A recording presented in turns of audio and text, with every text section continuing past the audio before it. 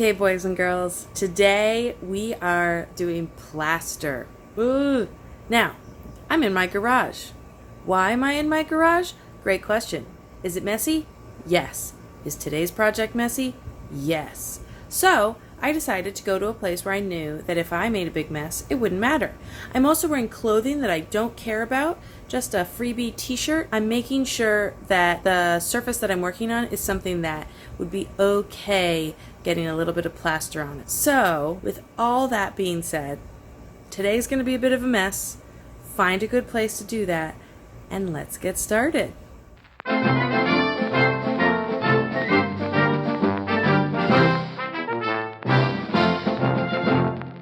Today we're going to be making molds. Now this is really exciting. So this is a silicone mold, and it's flexible, and it's going to be a really cool, you can see it, a carousel horse. I mean, obviously, right? So the first thing I want to do is add a release. A release is something that will help the plaster, once it's dry, out of the mold. So I'm going to put just the tiniest drop of this hand soap, and I'm going to rub it into all of these small areas. This will ensure that the plaster will actually come out of the mold at the end.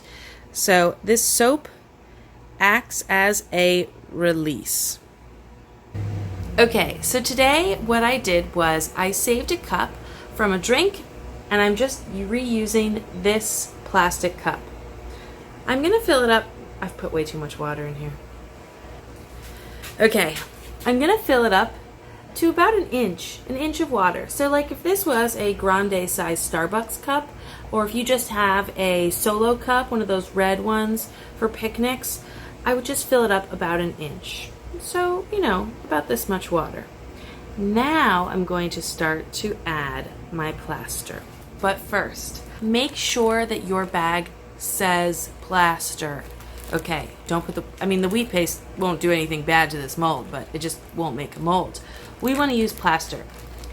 One thing that I want to stress before we start is that plaster should never go in your sink.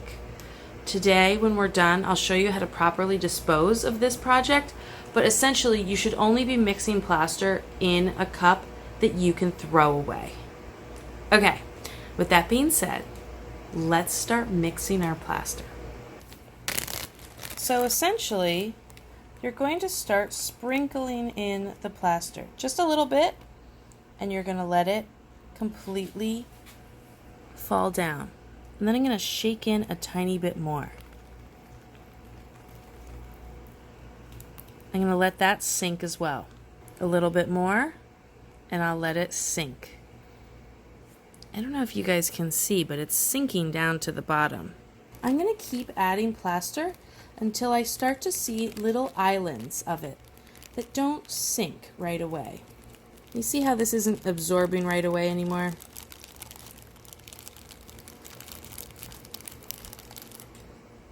All right, so it's really starting to stick to the surface there and taking a long time to sink, so now I'm going to stir it. I'm going to use a disposable spoon because I want to mix this with something that I can throw away. Now it looks a little watery, so I'm just going to add a tiny bit more plaster. Now you see how that plaster won't sink? That's perfect. It's sort of like melted ice cream or very thick milk. That's about the consistency you want. Now I'm ready to pour. Okay. So I have my mold ready to go. It has the release in place. And now, I know this seems crazy simple, but I'm just going to pour.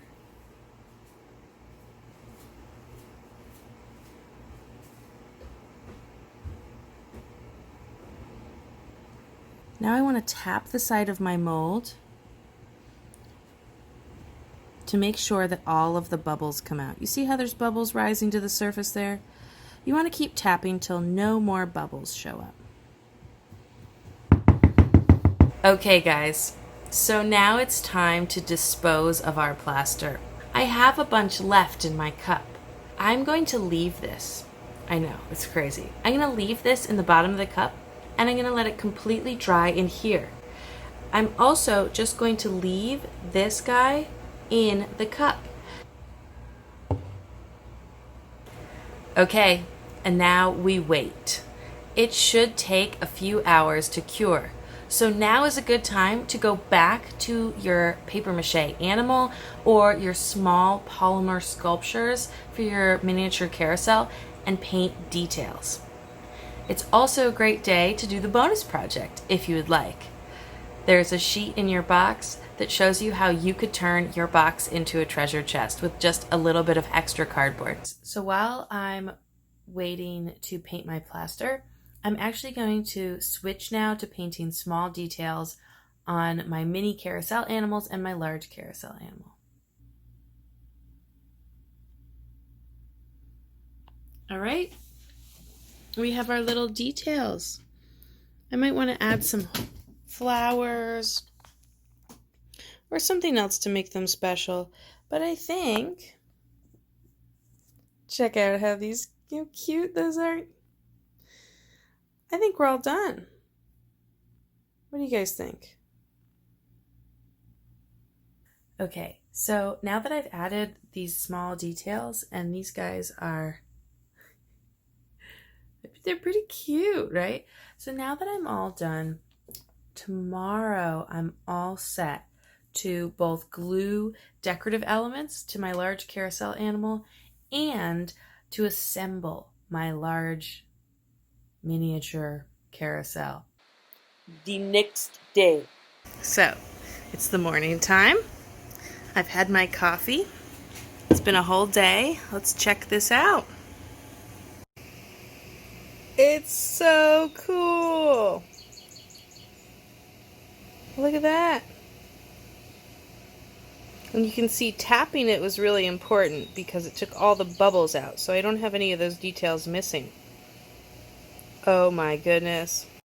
So that tap, tap, tap at the end is super important because that way the plaster sort of shakes itself into all of those little places, those little details. Guys, I'm sure yours is going to be awesome too. And then you can paint it however you would like.